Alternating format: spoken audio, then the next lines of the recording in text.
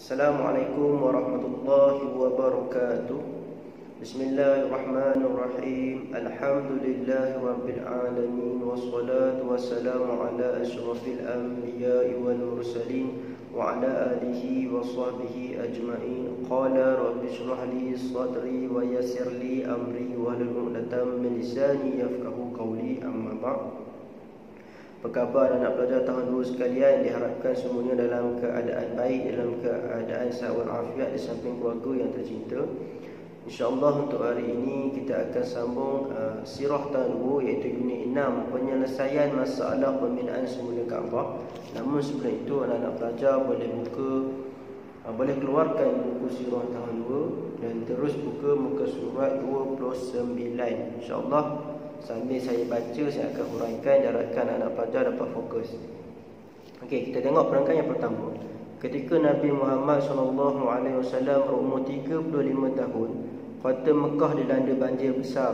Banjir besar tersebut telah menyebabkan sebahagian dinding Kaabah runtuh. Orang Arab Quraisy telah berpakat untuk merobohkan semua Kaabah bagi membina yang baru. Okey. Di sini ketika Nabi Muhammad berusia 35 tahun, kota Mekah telah pun dilanda satu banjir yang begitu besar sehingga merosakkan Kaabah.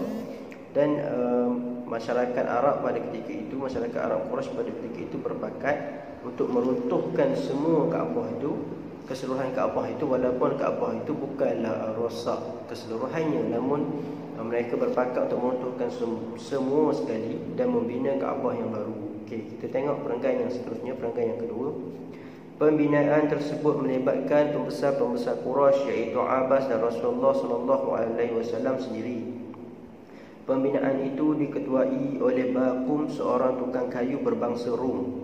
Setelah selesai membina Kaabah, mereka meninggikan pintunya daripada aras tanah sehingga terpaksa menggunakan tangga untuk memasukkannya. Okey, pembinaan ini melibatkan pembesar-pembesar Quraisy, iaitu orang-orang kenamaan Quraisy, iaitu seperti Abbas, dan yang paling penting sekali mestilah baginda Rasulullah SAW sendiri. Dan pembinaan itu diketuai oleh seorang lelaki berbangsa Rom yang bernama Baqum. Okey, setelah selesai membina itu, mereka khususnya Baqum selaku mereka yang datang kepada Rom ini, mereka telah mengangkat pintu Kaabah itu daripada aras tanah, maksudnya tinggi sedikit pintu itu, sehingga kan pintu nak buat naik pintu itu perlulah menggunakan tangga. Okey, jadi kita tengok perenggan yang ketiga. Selepas itu juga mereka ingin meletakkan Hajarul Aswad. Ini yang poin penting sebenarnya, yang masalah masalah pembinaan semula Kaabah ni adalah disebabkan Hajarul Aswad inilah. Okey, kita ulang balik perangkat yang ketiga. Selepas itu juga mereka ingin meletakkan Hajarul Aswad di tempat asalnya. Ketika itulah berlakunya perselisihan faham mengenai siapakah yang layak untuk meletakkan Hajarul Aswad di tempat asalnya. Perselisihan ini hampir-hampir membawa pergaduhan dan peperangan. Okey, jadi apabila Kaabah ini dah siap, daripada tadi dia asalnya musnah disebabkan banjir besar, jadi selepas dibina dah elok, maka nak letak balik Hajarul Aswad ni tadi dekat Kaabah, maka telah berlaku perselisihan, hampir berlaku pergaduhan dan peperangan kerana masing-masing rasa diri mereka layak untuk meletakkan Hajarul Aswad itu. Okey, namun tidak semua yang layak sebenarnya. Jadi bagaimanakah, siapakah yang layak meletakkan Hajarul Aswad itu? Okey, kita tengok sambungan dia. Masih lagi muka surat 29 yang bawah tu, perangkat yang bawah. Seorang lelaki tertua Quraisy bernama Abu Umamah bin Ghairah telah mencadangkan supaya melantik seorang hakim untuk mengenali. Okey, tengok muka surat 30, untuk mengenali perkara tersebut. Mereka bersetuju memilih seorang yang mula-mula memasuki Masjidil Haram pada keesokan harinya. Secara kebetulan, orang yang mula-mula memasuki Masjidil Haram pada hari itu ialah Nabi Muhammad SAW. Maka baginda telah dilantik menjadi hakim. Okey, disebabkan perselisihan faham kerana nak meletakkan Hajarul Aswad itu tadi pada Kaabah, pada tempat asalnya, yang hampir berlakunya pergaduhan, peperangan. Jadi seorang lelaki tertua Quraisy yang bernama Abu Umamah bin Ghairah ini, dia telah mencadangkan bahawa siapa orang pertama yang masuk Masjidil Haram, kita akan lantik dia menjadi hakim. Hakim ini orang kata selaku ketua untuk memberi kata putus siapakah yang layak meletakkan Hajarul Aswad itu, namun dengan syarat siapa yang memasuki Masjidil Haram terlebih dahulu. Dan secara kebetulan Allah telah mengaturkan kisah ini dengan begitu cantik sekali. Secara kebetulan Nabi Muhammad SAW ialah orang pertama yang memasuki Masjidil Haram pada ketika itu. Namun secara tidak langsung Nabi Muhammad SAW ialah secara automatiknya dilantik menjadi hakim untuk menentukan bagaimanakah Hajarul Aswad itu nak diletakkan kepada tempat asalnya, iaitu di Kaabah.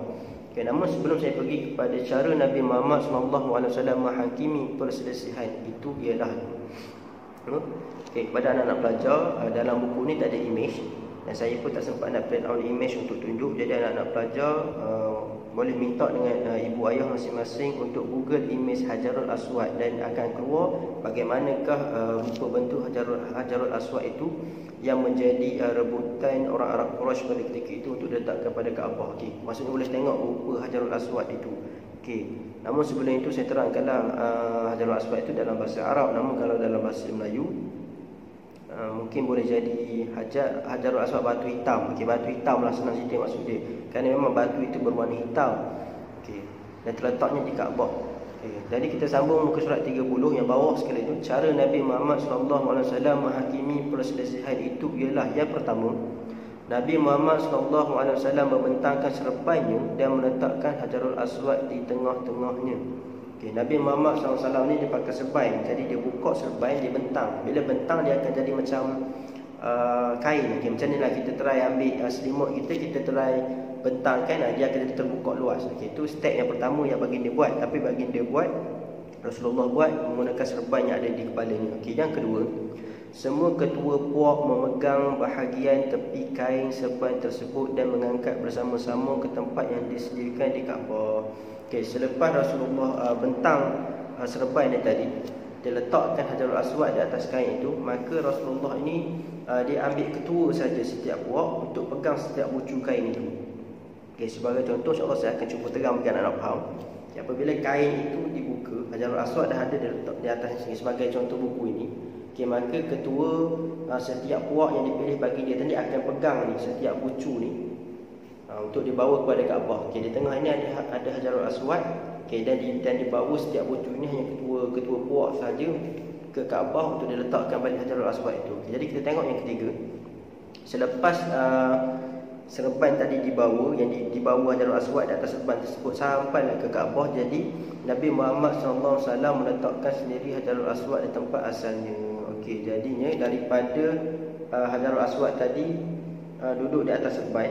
Step pertama, Nabi Muhammad bentang serban, letak Hajarul Aswad atas tu. Okey, Nabi Muhammad panggil ketua-ketua puak, okey, pegang setiap bucu itu. Bila sampai saja di Kaabah, maka yang berhak, yang layak meletakkan Hajarul Aswad itu supaya tidak bergaduh, tidak berlaku pergaduhan, peperangan, perbalahan dan sebagainya, maka Nabi Muhammad SAW sendiri yang ambil Hajarul Aswad itu dan letak balik ke tempat asalnya, iaitu di Kaabah. Jadi kita tengok yang terakhir. Okey, kat situ seperti nota kaki lah. Okay, sedikit nota, dia kata Kaabah adalah rumah ibadah pertama yang dibina untuk tujuan beribadah. Okay, namun Alhamdulillah berakhirnya lah tajuk penyelesaian masalah pembinaan semula Kaabah. Diharapkan anak faham. Jika ada permasalahan boleh tanya kepada saya sama ada PM ataupun melalui grup WhatsApp Parents Tahun 2. Okay, InsyaAllah kerja latihan saya akan susulkan kemudian. Dan sebelum saya mengundur diri, sebarang kekurangan yang sesiapa saja yang menonton, saya mohon maaf. Dan akhir kata daripada saya, wabillahi taufiq wal hidayah. Wassalamualaikum warahmatullahi wabarakatuh.